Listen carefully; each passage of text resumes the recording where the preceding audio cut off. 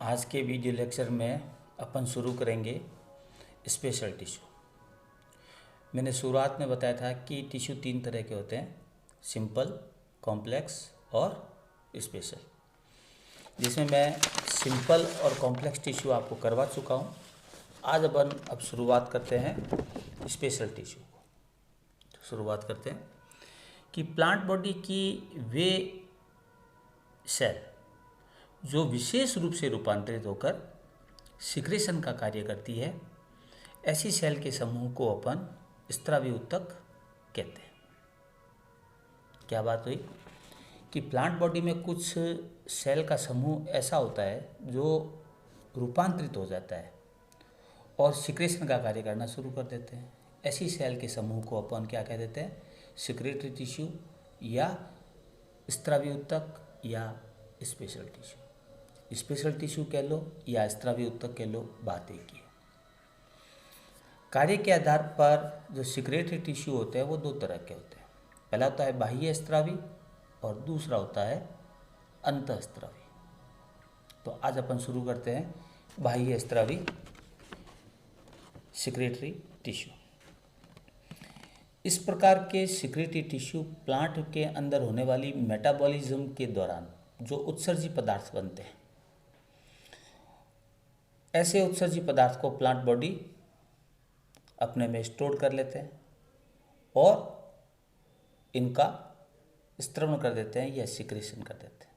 बाह्य स्रावी ऊतक हमेशा प्लांट बॉडी की एक्सटर्नल पोजीशन में उपस्थित होने के कारण इन्हें बाह्य स्रावी ऊतक कहते हैं। दोबारा क्या कि बाह्य स्रावी या ऊतक जो होते हैं वो प्लांट बॉडी की मेटाबॉलिज्म द्वारा निर्मित उत्सर्जी पदार्थों को स्रावित करने का कार्य करते हैं। ये ऐसे ऊतक प्लांट में प्राय एक्सटर्नली रूप से उपस्थित होते हैं, इस कारण इसे बाह्य स्रावी ऊतक कहते हैं। बाह्य स्रावी ऊतकों को आगे निम्न भागों में बांटा गया है। सबसे पहला कौन सा है? Glandular hair. दूसरा डाइजेस्टिव ग्लैंड। तीसरा स्टिंगिंग हेयर। चौथा ऑस्मोफोर्स या ऑयल ग्लैंड्स। पांचवा हाइडेथोड्स और छठा नेक्टरीज। ये 6 प्रकार के होते हैं। कौन?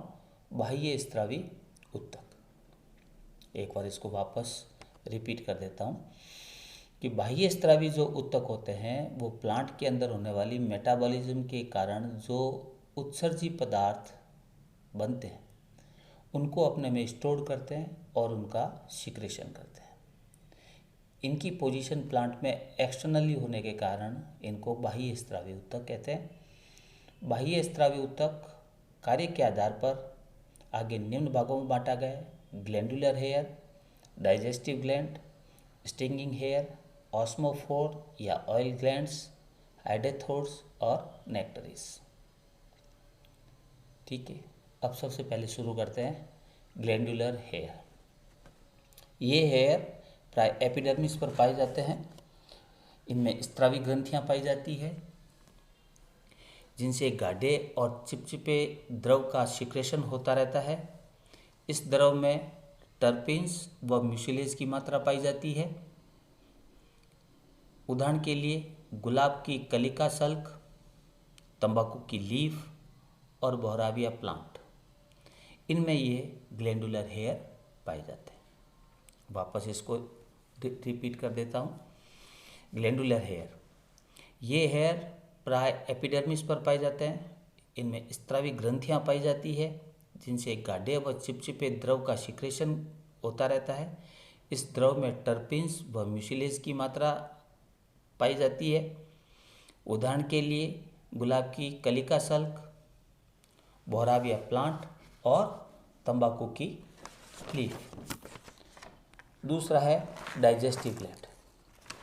इंसेक्टिवोरस जो प्लांट होते हैं यानी कीट भक्षी जो प्लांट होते हैं उनमें ये प्राय ग्लैंड पाई जाती है। इन ग्लैंड से प्रोटियोलाइटिक एंजाइम का सिक्रेशन होता है। ऐसे प्लांट कीटों को पकड़कर प्रोटियोलाइटिक एंजाइम की सहायता से कीट प्रोटीन को अपघटित कर सरल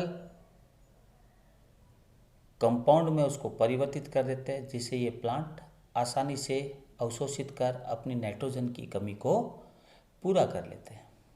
उदाहरण कौन है? ड्रोसेरिया, डायोनिया, निपेंथिस, पिंगुइला और यूट्रिकुलेरिया। यूट्रिकुलेरिया एक ऐसा इंसेक्टिवोरस प्लांट है जो राजस्थान के जलीय आवासों में पाया जाता है। कौन सा? यूट्रिकुलेरिया। वापस करते हैं, डाइजेस्टिव ग्लैंड। इंसेक्टिवोरस जो प्लांट होते हैं उनमें डाइजेस्टिव ग्लैंड पाई जाती है। यह ग्लैंड प्रोटियोलैक्टिक एंजाइम का स्त्रवण करती है। ये प्लांट कीटों को पकड़ कर अपने प्रोटियोलैक्टिक एंजाइम की सहायता से कीट प्रोटीन का अपघटन कर देती है और इसको सिंपल प्रोटीन में परिवर्तन कर देती है, जिससे ये प्लांट इसको अवशोषित कर अपनी नाइट्रोजन की कमी को पूरा कर लेते हैं। उदाहरण के तौर पर ड्रोसेरा, डायोनिया, पिंगुइला, यूट्रिकुलेरिया। यूट्रिकुलेरिया एक ऐसा प्लांट है जो राजस्थान के जलीय आवासों में पाया जाता है। 2 करा दिया, बाकी के वो नेक्स्ट लेक्चर में। ठीक है भाई।